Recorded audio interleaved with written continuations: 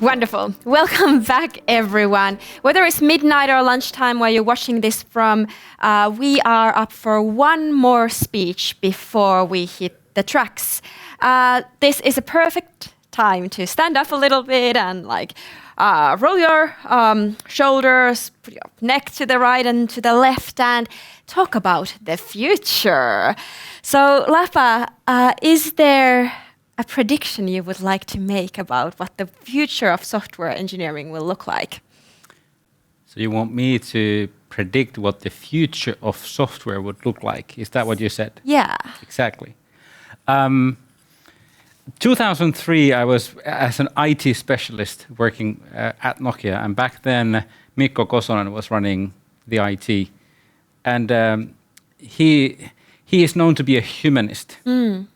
And he had been quoted to say that IT needs more humanists. And I strongly objected him back then. As one does. Not vocally, but I did, nevertheless.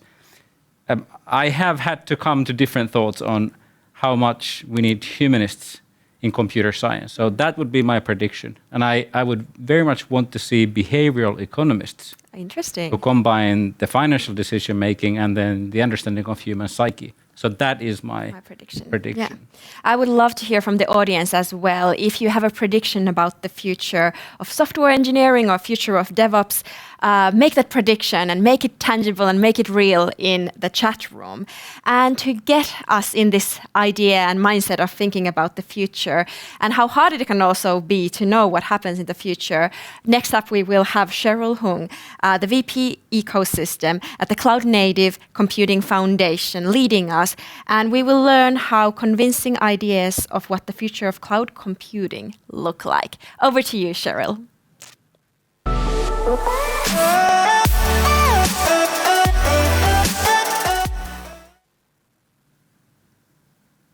Hi, everyone. This is Cheryl. It's great to be here today. And likewise, I'm very interested to hear what your predictions for cloud native, for DevOps, for software engineering would be. I thought it might be fun to share it since we're still in the first half of 2021. So just to introduce myself, first of all, my name's Cheryl. You can find me at Twitter at OiCheryl. I started out as an engineer at Google, building backend software for Google Maps and building and running and launching it. So you can kind of say that I've been using cloud native or using containers since 2010. So I've been thinking in this way for about 10 years. And the first time that I went to a KubeCon event, that's kind of where I heard about CNCF. And I took this photo on the left at that conference from the keynote. And I want you to look at the top right-hand corner of this photo, because you can see the logos of the CNCF projects at that time. There was Kubernetes, Prometheus, I think there's Open Tracing, and a couple of others, right? There were 7 projects. This was in 2017 in Berlin. So at the time, you could say CNCF was still pretty small, Kubernetes was still a little bit unknown, and cloud native even was not very, very widely known. Fast forward to now, to 2021, and this is what the CNCF projects looks like now on the right-hand side. This is 76 open source projects within cloud native. Kubernetes is still, by far the biggest and most well-known one, but there are dozens of others spanning networking, storage, chaos engineering, Helm, like loads and loads of different areas. And it's been incredibly exciting for me to see that progression from my own start as a software engineer, deploying software using containers and running it at scale, and bringing this approach out to the rest of the industry. At CNCF now, I'm extremely lucky to be able to lead and work with the CNCF End User Community. So these are companies, both really, really large global companies to really, really small, fast, innovative startups that are actively using and deploying cloud native today. And because I get to talk to a lot of people within a lot of different companies, I get a very interesting viewpoint across what this community really thinks about cloud native and what's coming next and what they really recommend to others. And that's kind of what I wanted to share with you today. The CNCF End User Community is actually broken down into smaller groups. So there are some groups which go horizontally. So for example, what's the best developer experience that you should provide from your platform team to your application developers? We have a user group around service mesh where we just discuss what is the correct time and place to use service mesh. And we have a couple of specific groups for different industries, for example, telecoms, financial services, and then research and scientific computing. So I really do get a very broad range of viewpoints across and different kinds of deployments across cloud native. And the thing that I hear very frequently is what's coming next? You know, what should we be looking at for after this year? So let me set the stage a little bit again and describe where we're at today. Kubernetes, cloud, container experience, it's all still really, really hard to find. The number of jobs and roles out there which are specifically for container and cloud native technologies continues to grow massively over the last few years. And on the left, you can see this headline saying Kubernetes job searches grew over 2,000% over 4 years. On the right-hand side, this is the latest open source jobs report from the Linux Foundation. This is actually a very good read, very interesting read if you're interested in open source hiring. They reported that 69% of the hiring managers that they talked to are seeking cloud and container expertise. So cloud native is still accelerating. We are nowhere near done. And just like everything else, COVID-19 has accelerated digital transformation and cloud native trends. In this report from Flexera, which they ran, I believe, sort of end of last year, end of 2020, they found that 60% of the respondents said that their cloud usage actually increased over what was planned due to the effects of COVID-19, of coronavirus. That probably includes some of you. So I would imagine, I'd love to hear it in the chat, if your cloud usage went up or went down compared to what you expected it to be. We also run an annual survey ourselves within CNCF. And in 2020, 83% of the respondents were running Kubernetes in production. And the trend is even more obvious when you look at those who are running containers in production. So from left to right on the graph, you can see left was the very first report we ran in March of 2016, and then going across that from 2017, 2018, 2019, and then 2020. So in 2016, 23% said that they run containers in production. By 2020, it was 92%. And again, this pace of innovation is really seen through the open source projects themselves. So today, over 118,000 people have contributed towards some of the CNCF projects and they collectively made 5.7 million contributions.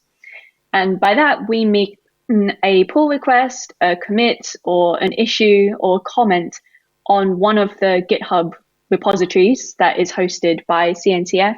And that doesn't even include the number of people who write about it, who talk about it, who share their experiences and share their feedback about it.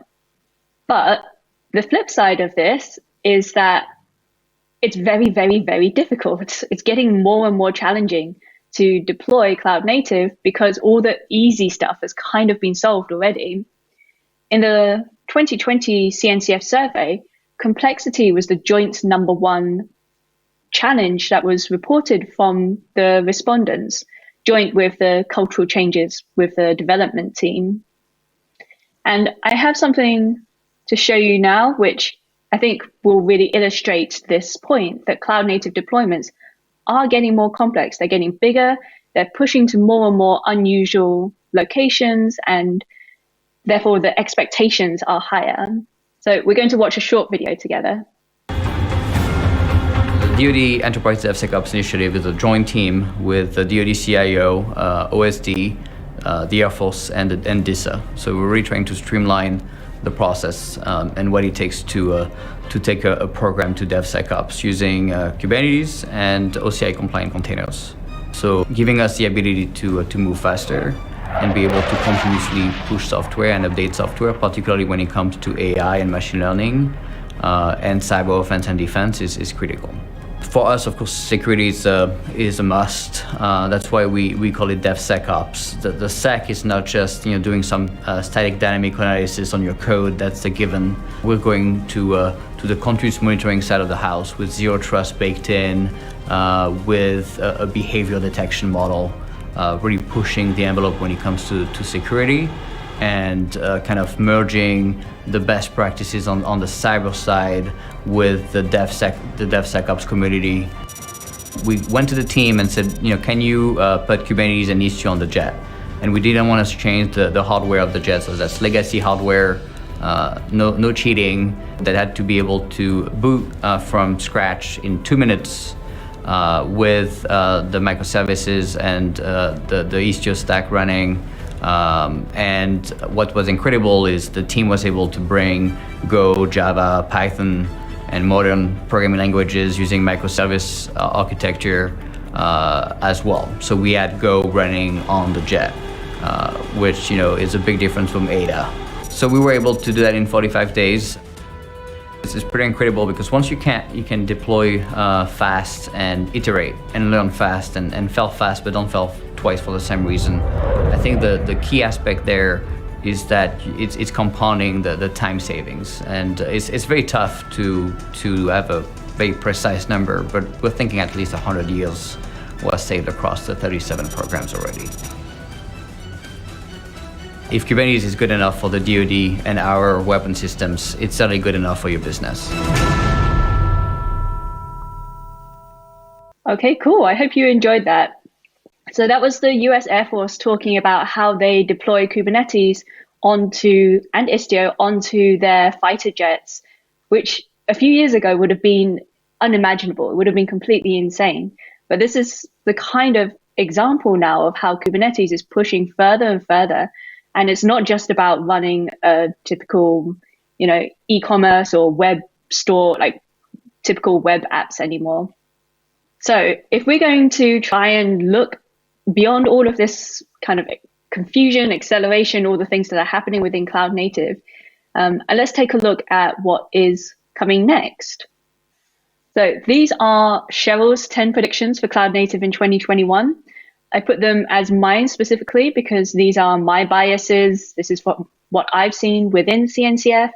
I do have a bit of a unique viewpoint because I talk with so many practitioners of cloud native and I talk with so many different CNCF projects, but it is definitely my bias. So I would love to hear what you think and whether you agree with them or whether you disagree or whether you think something is completely off the charts, whether you think it's already happened. And I've divided them into 3 sections loosely. So the first is tech. So these are generally things to do with tooling, programming languages, frameworks. DevOps, which I've kind of taken anything to do with people, processes across teams.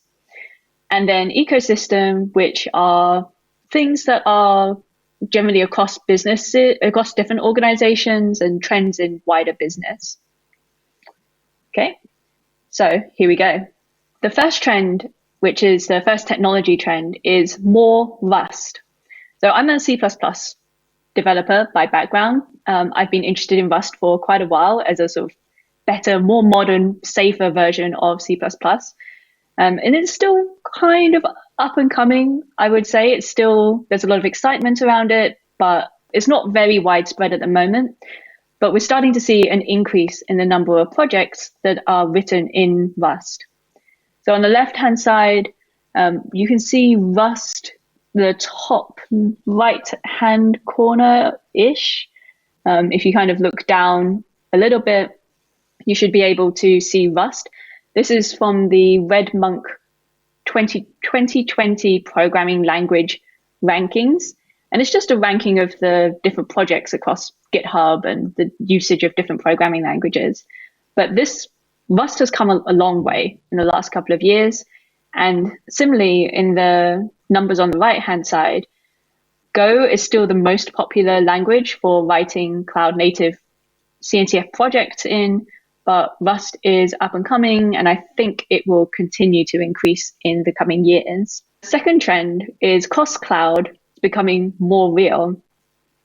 So cloud, I think, is using a single cloud is relatively straightforward, I would say. Even using hybrid cloud is pretty common. I see a lot of different companies and organizations now who run part of their workloads on-prem, and then they burst to public cloud. Multi-cloud is still extremely difficult, and I have not seen many great deployments about this yet. And part of the difficulty of that is the storage and the data, because moving stateless applications around is relatively easy, but moving data and moving analytics is extremely difficult across cloud. I think this will be getting better, but I've put this trend as cross-cloud becoming more real because, as I said, I haven't seen too many yet that have actually successfully done this, but I'm hopeful. The third tech trend is WebAssembly and eBPF. So WebAssembly is a framework where you can take a kind of classic language, programming language like C++, C, or Rust, and compile it into something that can run in JavaScript in a browser. And eBPF is a sandbox Linux module related technology. I've only put them together because I think this expands the ability to run Kubernetes and to run cloud native across different environments beyond just typical cloud server. So we're starting to see a couple of projects come within CNCF, which make use of these new frameworks in order to enable new kinds of modes of running cloud native. And one of those modes is Kubernetes for the edge. I apologize that my slide appears to be a little bit broken here. What it should read across the top is 0 to 25 kilometers, and then the middle is 25 to 100, and then the right-hand side should be 100 to 1,000 kilometers. Basically, things on the left are closer to the user, things like devices, IoT devices, phones, and then things on the right are traditional cloud data centers.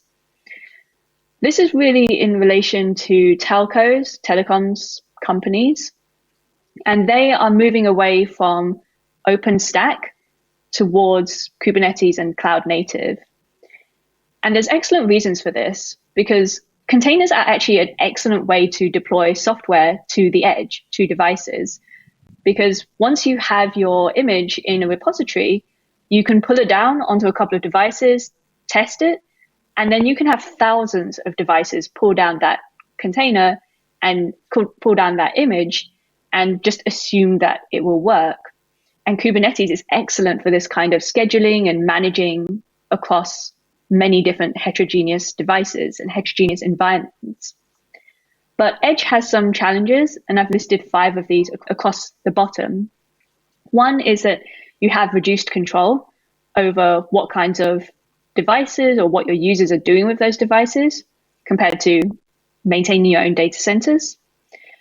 Your resources are very constrained. You're limited in memory, typically in bandwidth. And that's the third one as well, limited connectivity. So you can't rely on being able to run large applications the way that you would in a large server. You're subject to delays and disconnections because the network is not stable. And then your devices might be risky. You have to put a lot more effort into the security behind your devices in order to ensure that they're not being used for something that you don't expect. So all of these are challenges that are happening, but at the same time, the benefits of running software closer to the user are very great. You get better experience from them, a better user experience from them. So this is something that has been slowly brewing for a couple of years, but this year seems to have picked up as a trend. Okay, we're now switching to the DevOps. And again, I'm taking this loosely to talk about anything that implies organizational process and organizational change. So the first one that I see is GitOps is growing significantly. GitOps is a methodology that was really pioneered through Weaveworks, where the point is that you declare your entire system within Git. So every single change that you make is always done via a Git pull request that is merged into a repository. And then that repository is monitored by typically Kubernetes or some other software agent that will apply those changes. And that means you get a perfect audit log through your entire infrastructure, and it's easy for you to roll back in case there are any problems. I would love to hear again from you whether you're already using GitOps or not. We also recently launched a working group within CNCF called the GitOps Working Group, where you can learn more about this if you are interested. Number 6 is chaos engineering practices. So a little bit like vaccines, where with vaccines, you inject a little bit of harm into your system and it makes the overall system more resilient. We take the same approach with chaos engineering. So you take a little bit of harm, let's say on the left-hand side, your 50% of your requests now fail. Or on the right-hand side, 50% of your requests, you now add a 10-second delay to it. And from that, you just monitor what the services, what's the behavior of the services. And that's the way that you can find out the weaknesses in your system and whether or not you have to be able to deal with this situation. We have a couple of projects within CNCF. I think Chaos Mesh is one of those. I think this is actually very sensible way to handle infrastructure problems. And I'm a little bit surprised that it's not already more widespread. And I would personally love to see this one happen. In this case, it's using a service mesh to handle it. But as I said, there are other projects that are specifically designed for chaos engineering. Trend number 7 is the rise of FinOps, or financial operations. So as we talked about before, the COVID-19 caused an increase in the amount of cloud being used. And so a lot of organizations have responded to this by trying to optimize the existing use of cloud and find cost savings. So you can see in this report on the left-hand side, that was the number one initiative for 2020, was optimizing and finding cost savings within cloud. And then if you count 1, 2, 3, 4, 5, 6 down, you see better financial reporting on cloud costs. I've had a lot of conversations now with a lot of companies, and they're very concerned about cloud because it's a little bit untransparent how it's being used. And within the Linux Foundation, we have a sister foundation called FinOps Foundation. And this is really a group of practitioners who are trying to find the best practices and tooling to really understand and optimize where cloud is being used and how to reduce that from an organization's point of view. So again, I would check out FinOps if this is something that you are either facing or you want to look at in the future. Okay, number 8, and we are now onto the ecosystem. So these are things that are generally broader across organizations and across the industry. My number 8 trend is a pluggable developer and operator experience. And in particular, one CNCF project, which is called Backstage. Backstage was previously written and donated by Spotify. And it is the dashboard that Spotify uses in order to view what kind of services are up and running, what kind of incidents there are, what security issues there are, and to manage cost. And the reason this is exciting is because when they open sourced this, it was extremely pluggable. So any kind of service could write a plugin that would extend this dashboard. And there's been a kind of a gold rush almost of organizations, of projects rushing to build their services into Backstage. And on the flip side of that, a lot of companies are starting to use it. So this is something that I think has really changed what the experience will look like for developers and operators, and will continue to change it. So if you're interested in looking at this, you can go to backstage.io to check it out. Service mesh consolidation. So I found this graph on the left-hand side from Monzo. Monzo is a startup challenger bank, also within a member of the CNCF End User Community. And every dot in this graph is an application that Monzo runs, and every line between it is interaction between these different services. So as you can tell, as the number of applications gets bigger and bigger, the number of connections between, or possible connections between services, gets harder and harder to manage. And the whole point of service mesh is to try and tame this complexity and make it easier to run and deal with unreliable networks, among other challenges. We've seen within service mesh, a handful have done pretty well, Linkerd and Istio. A couple of others, list on the right-hand side, is from the CNCF landscape. But we're starting to find, just as Kubernetes, 3-4 years ago, there were a lot of different orchestrators. There was, HashiCorp Nomad and a few different options, and it was actually beneficial for the number of options to reduce to Kubernetes. It was better for vendors. It was better for end users.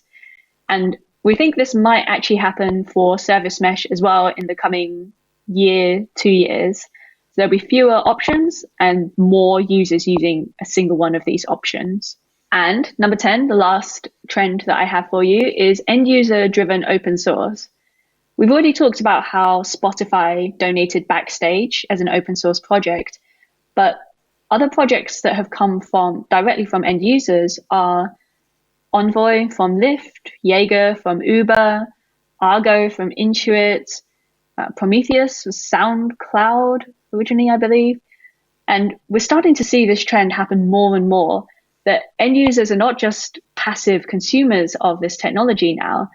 They're solving their own problems, and they're sharing those with the open source community and becoming leaders within open source.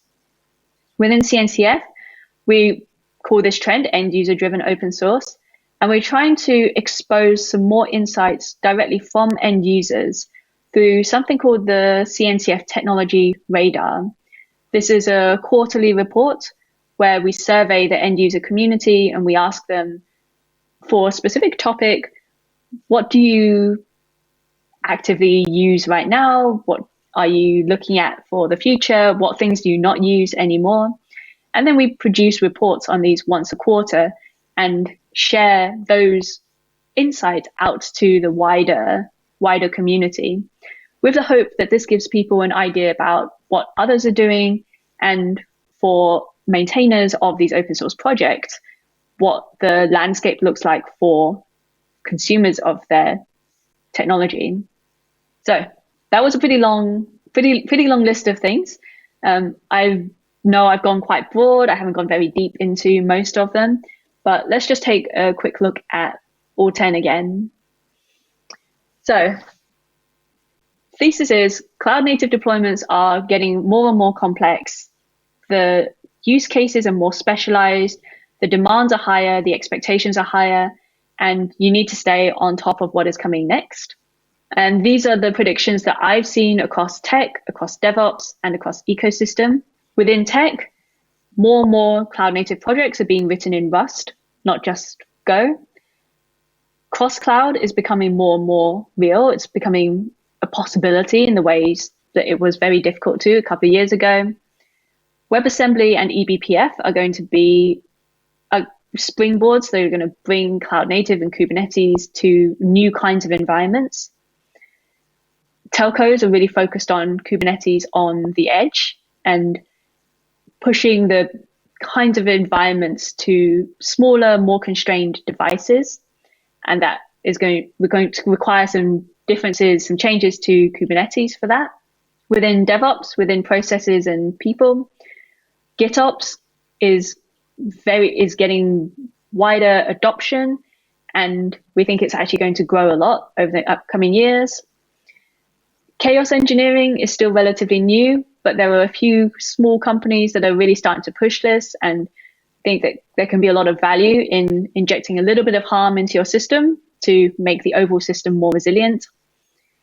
And the rise of FinOps, because cloud has grown a lot. Now companies are looking at how to measure and optimize the amount of money that they're spending on cloud. And then ecosystem trends. We're seeing pluggable developer and operator experience.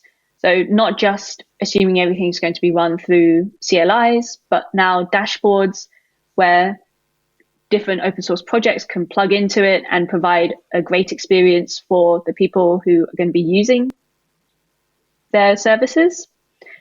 Service mesh consolidation. So fewer projects, but more usage within those projects. And then end user driven open source.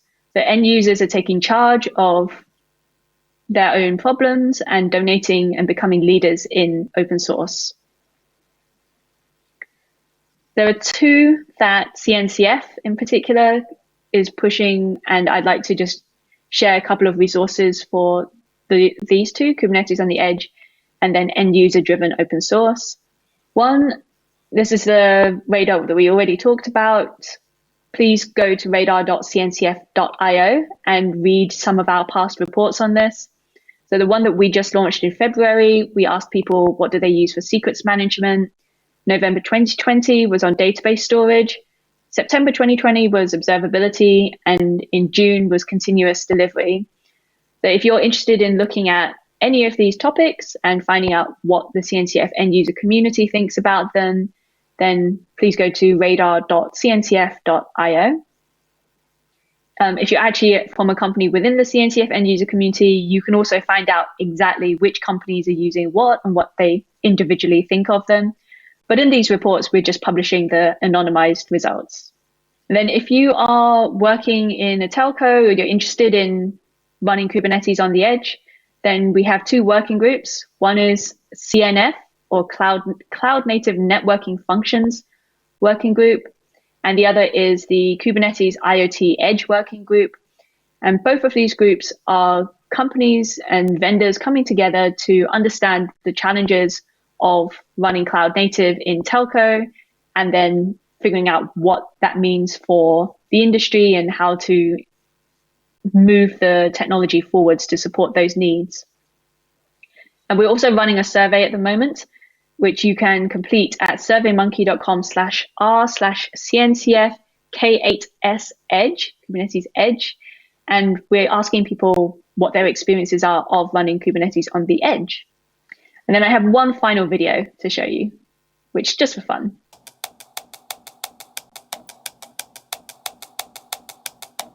It started in about end of 2016, early 2017, when I realized that we had a problem with QuickBooks Online in that it took developers 3 or 4 days to set up a new build of QuickBooks Online coming into the code base. And so I started playing around with Docker and containers and Docker Compose as a way to bring that time down to only about an hour. In late 2017 at KubeCon, I met a small company called Aplatix in the vendor showcase, and we wound up acquiring that company, and it took our expertise in cloud native technologies from 0 to 60 overnight. The impact has been tremendous in probably three ways. On our normally deployed public cloud properties, it's been about 3 nines of availability is what we can really get out of it. And what we see on the Kubernetes deployed clusters is it goes up to 3 nines and a 5, which is from an availability perspective is twice the availability that we had previously. We've seen a huge decrease in our mean time of recovery, down from 45 minutes typically to under 5 minutes, whether we can roll forward or roll back releases in that amount of time. The third thing that we've seen it is in what we would call deployment cycle time. So this is the time that engineers, from when they commit their code into Git to when a customer actually sees their code. And we can take that down to under 30 minutes, and it makes the developers super excited that they just check something in and a customer gets to use it and they get the feedback. We have this thing that called Global Engineering Days that we run where we cancel all meetings and make that week about engineers, and it's a choose your own adventure theme. And the adventure that most of the developers have chosen in the past 2 engineering days is onboarding their services, whether they're new services or existing services, onto Kubernetes.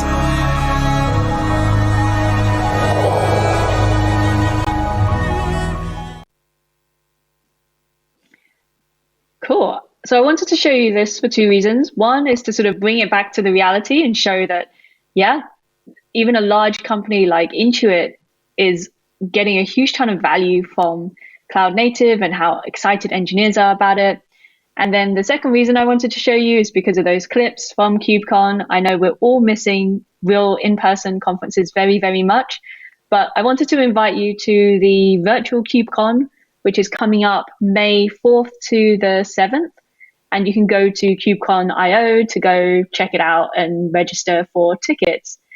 Obviously, we're not going to be able to have 8,000 people in the keynote room or hundreds of companies getting together in the sponsor showcase.